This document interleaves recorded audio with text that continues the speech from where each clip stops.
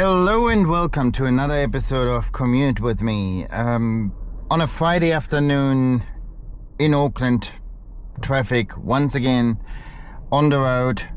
So I thought I'd tune back in and share some more insights with you. First of all, thank you very much to everyone who has watched yesterday's video when I was talking about the AC functions of the BYD Shark together with the voice command. I have had a comment from one user in really contributing something valuable to the AC aspect, in which it was stated that when you are not in the AC menu and yet still want to either change the temperature or change the intensity of the fan, there is an option to do so by just swiping. So apparently three fingers to be used for this, and we can have a look and see how that works. So apparently up and down changes, oh there we go, it's a pop-up. So up and down changes the temperature, and if we swipe right and left we can adjust the speed of the fan. So that is a very good and very useful function. So thank you very much for making myself and the community aware of this, so that way we don't always have to go into the specific AC function screen, but we can adjust it by just quickly with three fingers swiping across. So I've increased it to level 5 now. You hear the fan is spinning up, and I bring it back down to level 1. That's very good and very easy also. So we're just about to go into a tunnel with the speed adjusting to 80. So we do that accordingly. That's the only thing actually, so that's quite convenient that this just popped up, because I activated the adaptive cruise control and this announcement, the ACC activated, and then when you push the brakes, this ACC deactivated. There we go, the ACC deactivated is very annoying. And so far I have not yet found any way to get rid of this, any option to reduce it, to eliminate that voice notification saying ACC activated, ACC deactivated. If any one of you knows how to, I would greatly appreciate that. I've already been through all the menus, tried lowering, deactivating certain notifications, but I haven't achieved the kind of no ACC notification yet. I've even been to the dealership and spoken to some staff who had spent a bit of time with the Shark even before the official sales started, and so far nobody has come up with a solution to this. Maybe we just need to wait for a software update, who knows, but this is something very annoying. However, I have found something interesting. So once you've activated it and you deactivate it by pushing the brake pedal and not pushing the button, the next time you engage with it by putting it into like the little toggle, putting it into resume, and then there is no ACC activated anymore. So it just goes back to the ACC, adaptive cruise control, which is the way it should have been from the start. And if you then, while driving, while being on ACC, if you then press the brake pedal because you're approaching a set of lights, or just have to or want to engage with it and temporarily deactivate the adaptive cruise control, then there is no announcement either saying ACC deactivated. So that is an interesting one. So if I'm here now on ACC, if I press the brakes, ACC deactivated, but no announcement. If I then put it back into resume, then it goes back up to the speed that I had before. So that works very well. Again, no announcement. The only annoying and very frustrating bit here now, which as well I have found out, is if you, let's say you want a new speed of 74 and you try and set it, you can't set it. You can only resume, and then it jumps up to the 80 that you had before. But we're on a motorway now, so we can actually accelerate to 100, and then you have to bring your set speed up to 100. So I honestly have no idea why you can only resume the previous speed, which may not be appropriate for the road that you're driving on, but you cannot set a new speed.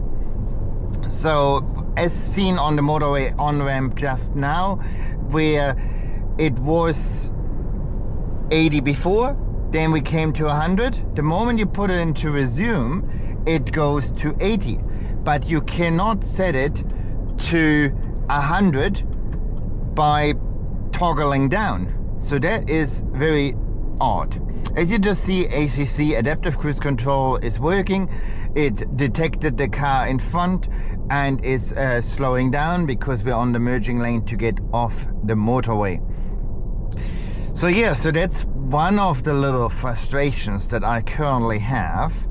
But I guess it's something that theoretically can be fixed with software, but it's just a question of when that fix will occur. Because even for me so far, a full month into ownership of this most wonderful ute, I have not yet had the update of the operating system to the latest version. So that still has not yet popped up. And I may have to just wait until I bring it in for my first service at 4,000 Ks. So I'm 1,400 off from that. And then the team can manually put that on. I've already spoken to them about it, and they said yes, they can if it has not prompted me to install that previously. So that can certainly be done and adjusted then. Yes, at the moment just going uphill. I've activated the full 360 camera just to be able to monitor a bit the speed, because we've just had a fairly big truck going past and it is a bit of a narrow section here, so just wanted to really make sure that I have enough space for both of us on the street, or everybody on the road. And yeah, otherwise at the moment at 2,658 kilometers, out of which, according to the trip computer, only 625 have been on the HEV cycles, so getting the petrol engine involved, where all the others have been fully electric. So far trip EV is 2,033 kilometers. So very happy with that, very impressed. So that is working well. So we've spoken about the hack of that was provided yesterday with the aircon, with the swiping up and down and right and left.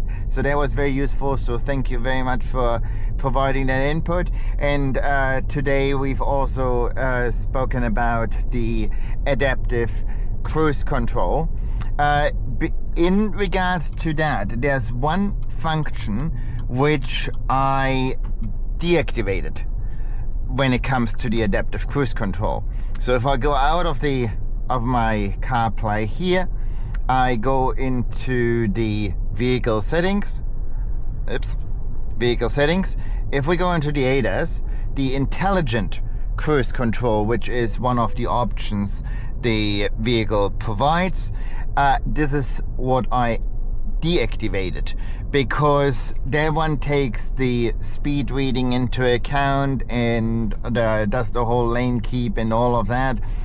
And I've noticed when I was earlier in the airport area that even though it was an 80 and later on a 100 kilometer per hour zone, it showed a 20 kilometers per hour. So the speed sign recognition is not 100%. So I personally decided to not trust this, however, to still have it visible as a bit of a guidance. So just a little glimpse to see what we're on. It does help. It is displayed in the head-up section, head-up display screen, as well as in the screen behind the steering wheel. So it is a bit of a guidance that I decided to activate. However, I eliminated and deactivated all the warning sounds, as well as all the adaptive features when it comes to the adaptive cruise control. So it will not adjust the vehicle's speed based on the speed sign recognition. That's one thing I deactivated. The other thing that you will have heard, the little bing bing, there was from the driver monitoring system. I did put a shortcut into it's going off-roading. I put a shortcut into the section where you just swipe down, and that brings me directly to the cabin perception screen of the settings, and there I can just with one push, or actually 2 taps, so to say, deactivate the driver monitoring system, as even if you check to the side you're just monitoring some traffic for a bit longer, the moment you're not looking straight, that's when it gives you a friendly beep beep. So that's the driver monitoring system in the corner there, which is monitoring it. The other thing that has got me off a couple of times and is, to be frank, highly annoying, to say the least, is the child presence detection. Yes, it's a great feature, and I know and I understand the purpose and the reason behind having it. However, it also detects the wife in the car. It also detects you in the car when you're just sitting there at a charger and you forget to deactivate it.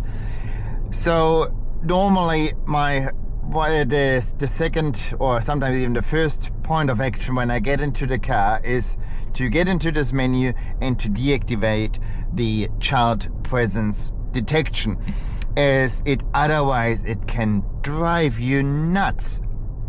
And the moment the whole car starts sounding the alarm, it is not only embarrassing, but it's also startling.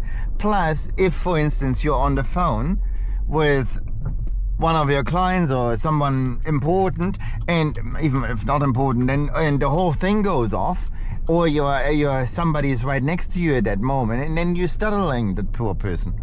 So absolutely something that I would wish to be able to turn off permanently, but unfortunately at this very moment it can only be turned off per drive.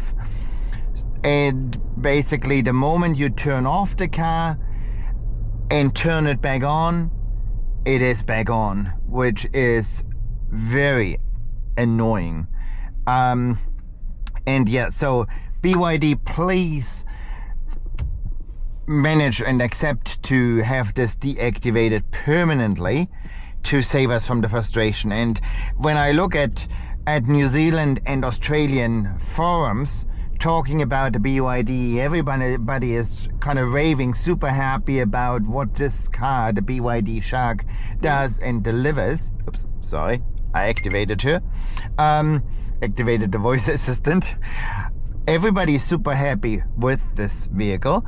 However, what drives everyone up the tree is the child presence detection. So please, please, please allow us to permanently deactivate it.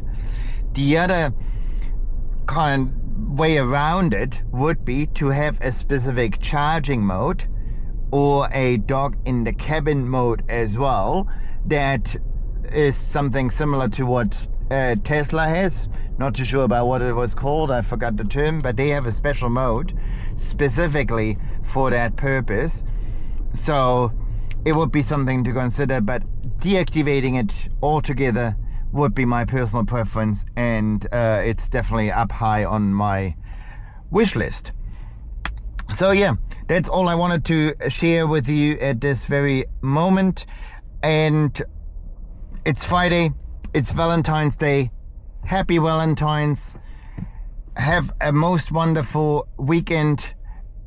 Please comment. Let me know what you like, what you don't like, what questions you have, what features you've discovered.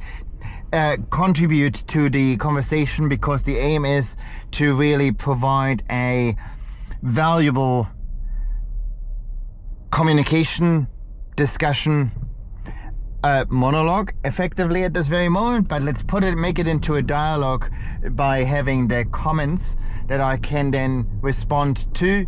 That would be great, so that way we are helping each other enjoy this wonderful vehicle. So keep well, all the best, enjoy the weekend, and until we speak again, greetings from New Zealand, the country of the long white cloud. Bye bye.